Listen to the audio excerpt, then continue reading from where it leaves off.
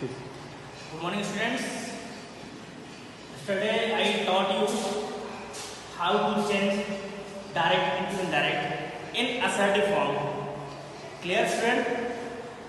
And today I have to discuss about interrogative and those sentences which you were reporting within the past and present and future tense. You know, present and future tense, then tense of importance will not be changed.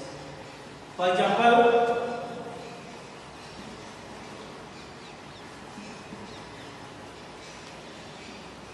Ravi said to Mahesh,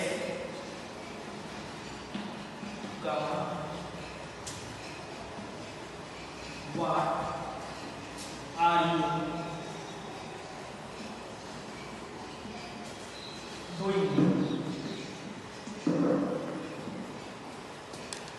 Students, question is written.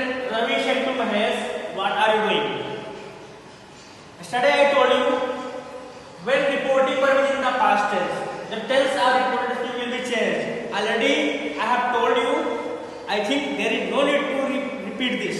Clear? Reporting is in the past tense because set to is given. And also I told you, when the sentence is in the interrogative form, what are you doing means interrogative form में है. यहाँ पर reporting verb asked या inquired होगा. कल मैंने आपको बताया था कल की क्लास में, आप पुरानी वीडियो को देखेंगे समझ आ जाएगा. क्या हो जाएगा? रवि आस्क्ड महेश. मैंने बेटा बताया था ना कि said to change into asked. Ravi asked Mahesh. Earlier I told you, when sentence is affirmative or assertive, then removing for comma and inverted comma, you should use conjunction that. But here question is in interrogative form. Then अगर बेटा interrogative form में होता है तो ध्यान समझिएगा, अगर interrogative word से start होता है तो उसी इंटरोगेटिव वर्ड को आप कंजंक्शन बना लेते हैं कामा और इन्वर्टेड कामा को हटाने के लिए. लेकिन अगर हेल्पिंग वर्ब से इंटरोगेटिव बनता है सेंटेंस, यानी कोई सेंटेंस दिया है जो हेल्पिंग वर्ब से स्टार्ट होता है, तो वहां पर आप कंजंक्शन इफ या वेदर लगाएंगे. क्या लगाएंगे? इफ और वेदर. अब देखिए बेटा, व्हाट इज इंटरोगेटिव वर्ड है, तो यहां पर व्हाट को ही आप कंजंक्शन बनाएंगे. ये हो जाएगा व्हाट. ध्यान समझिए बेटा, मैंने जो बताया था आपको कि अगर इंटरोगेटिव फॉर्म में है तो रिपोर्टिंग वर्ब के बाद अगर ऑब्जेक्ट दिया है यानी सेट टू दिया है, यहाँ आस्क्ड हो जाएगा या इंक्वायर्ड हो जाएगा.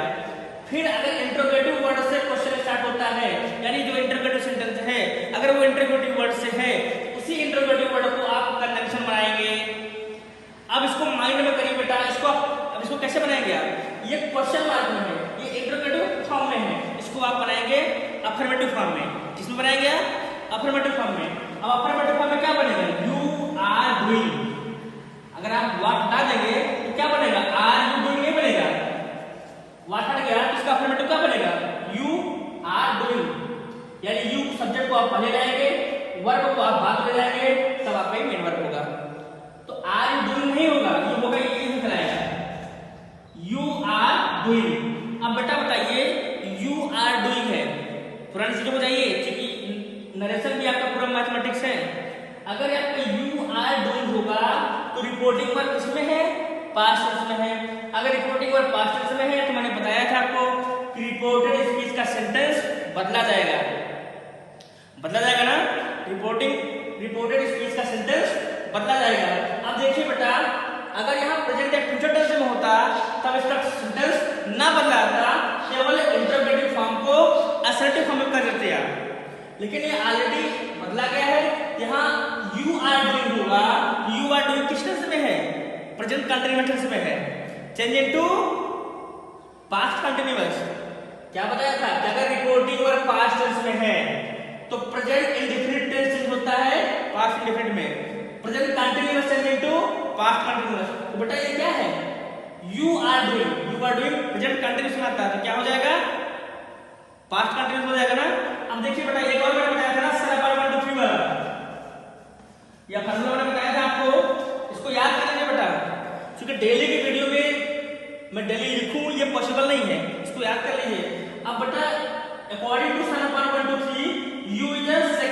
प्रोनाउन मैंने बताया था कि आई वी और इसके जितने फॉर्म होते हैं सब फर्स्ट पर्सन प्रोनाउन होते हैं, वो सब्जेक्ट के अकॉर्डिंग होते हैं। क्योंकि यू योर योर्स ये ऑब्जेक्ट के अकॉर्डिंग होते हैं क्योंकि सेकंड पर्सन का प्रोनाउन है।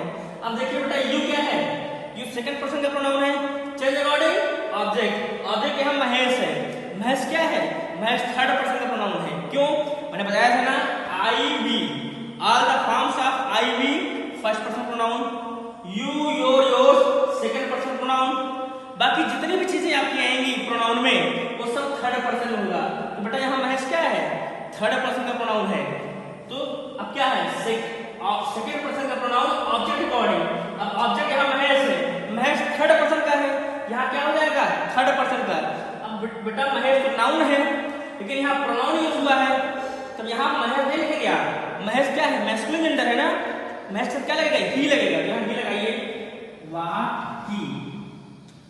बेटा फिर से कह रहा हूँ, पूरा मैथमेटिक्स है, सारे फार्मूले अप्लाई करने पड़ेंगे।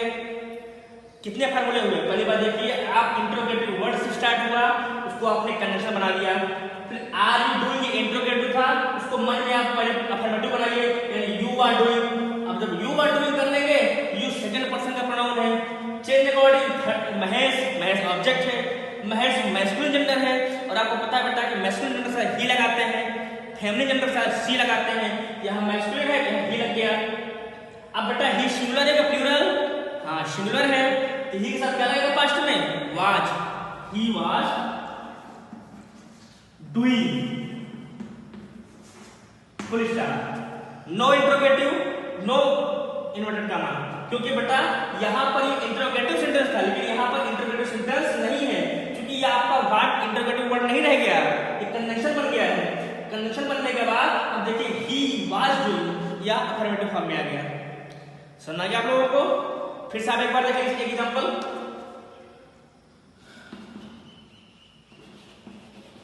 आई said to mom,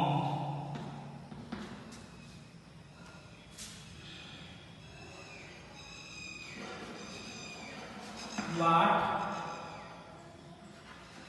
are you cooking now. देखिए बेटा, आई सेड टू मॉम, अब सेड टू बेटा रिपोर्टिंग वर्ब है, आपको बताया था। What are you cooking now, ये क्या है, इंट्रोगेटिव फॉर्म में है, इंट्रोगेटिव फॉर्म में तो है लेकिन स्टार्ट किससे हुआ है, इंट्रोगेटिव वर्ड से स्टार्ट हुआ है। तो बेटा पहले आप ये फॉर्मूला देखिए कि सेड टू किस में चेंज होगा बेटा, आस्क्ड में, क्योंकि इंट्रोगेटिव फॉर्म है ना, कर दीजिए आई आस्क्ड मॉम। बेटा सेड टू, यहाँ आस्क्ड बाद टू नहीं लगेगा, कुछ बच्चे आस्क्ड लगाए होंगे, कुछ बच्चे इंक्वायर्ड लगाए होंगे, क्योंकि जैसे मैंने बताया था। तो बेटा इंक्वायर्ड भी पूछना होता है और आस्क्ड मतलब भी पूछना होता है, इसलिए चाहे आस्क्ड लगाइए चाहे इंक्वायर्ड लगाइए, आई आस्क्ड मॉम। अब बेटा ऊपर का एग्जांपल देखिए, मैंने बताया था आपको कि अगर इंट्रोगेटिव वर्ड से स्टार्ट होता है उसी को कंजंक्शन बनाते हैं। यहाँ देखिए व्हाट इंट्रोगेटिव वर्ड है, तीसरी कंजंक्शन बना देंगे आप व्हाट। फिर बेटा मैंने बताया था कि इंट्रोगेटिव सेंटेंस जो होता है वो हमेशा अफर्मेटिव फॉर्म में इनडायरेक्ट प्रेजेंट किया जाता है। तब बेटा अब देखिए क्या करेंगे आप, अब अगर व्हाट हटाते हैं हटा दीजिए, आर यू कुकिंग नाउ होगा ना, उसको घुमा दीजिए, सब्जेक्ट पहला ही है you, you are cooking now, clear. अब देखिए बेटा यू क्या है, सेकंड पर्सन का प्रोनाउन, मैंने ऊपर नीचे समझाया था आपको, यू सेकंड पर्सन का pronoun, change according object. Object क्या है, मॉम, मॉम आप मम्मी बोलते हो आप, मम्मी क्या है आपकी थर्ड पर्सन का प्रोनाउन है, मम्मी मैस्कुलिन जेंडर है, सॉरी फेमिनिन जेंडर है, इसके साथ क्या लगाएंगे आप, शी, व्हाट शी। बेटा अकॉर्डिंग टू फार्मूला अगर पास्ट टेंस में रिपोर्टिंग वर्ब है तो इसका सेंटेंस चेंज होगा, यू आर कुकिंग मीन्स क्या है, ये प्रेजेंट कंटीन्यूअस है, चेंज किस में होगा, पास्ट कंटीन्यूअस में। व्हाट सी, सी चूंकि सिंगुलर है इसलिए व्हाट कुकिंग। बेटा आप याद करें पहले क्लास में मैंने आपको बताया था अगर नाउ हो आया है डायरेक्ट में तो देन लगा देंगे आप, क्योंकि नाउ मीन्स अब, डायरेक्ट स्पीच में अभी की बात हो रही है, लेकिन आपको पता है ना इनडायरेक्ट क्या होता है, जो कर्ता द्वारा या नरेटर द्वारा किसी दूसरे की बात को अपने शब्द में बोला जाए तो वहां इनडायरेक्ट होता है। तो नाउ अपने लिए बोला था, तो यहाँ क्या लगेगा, नाउ का then, cooking then, full stop, no inverted comma, no question mark, क्योंकि आपका असर्टिव बन चुका है, असर्टिव बन चुका है ना। अब देखिए सारी चीजें आपको समझ में आ गई होगी। बेटा मैं फिर से बोल रहा हूँ कि नरेशन पूरा मैथमेटिक्स है, इसको जब तक आप प्रैक्टिस नहीं करेंगे नहीं समझ में आएगा। तो जो कुछ भी वीडियो को मिलता है, जो कुछ भी समझाया जाता है, इसको आप ग्रामर की बुक लेकर के अच्छे से इसको पढ़िए, और वैसे भी आप बुक परचेज कर लीजिए, और जितनी जल्दी हो सकेगा बुक परचेज करके एडमिशन कराएंगे और अच्छे से समझ आएगा। क्योंकि आज भी बेटा पेपर आपने पढ़ा होगा, देखा होगा कि गाइडलाइन आना शुरू हो गई है, हो सकता है कि सितंबर से स्कूल खुल जाए, मीन्स 90% चांसेस स्कूल खुल जाए। तो बेटा आप लेट कर देंगे ये चीजें आपको दोबारा नहीं मिलेंगी, क्योंकि आपके पास इतना टाइम नहीं है कि सारी चीजों को कवर कर पाए 6 महीने में। बेटा जितना पढ़ा गया आप होमवर्क करिए, अच्छे से करिए, क्योंकि होमवर्क देना आसान नहीं है इसमें, ऑनलाइन में आप इसको ग्रामर की बुक लेकर के अच्छे से प्रैक्टिस करिए। Thank you class.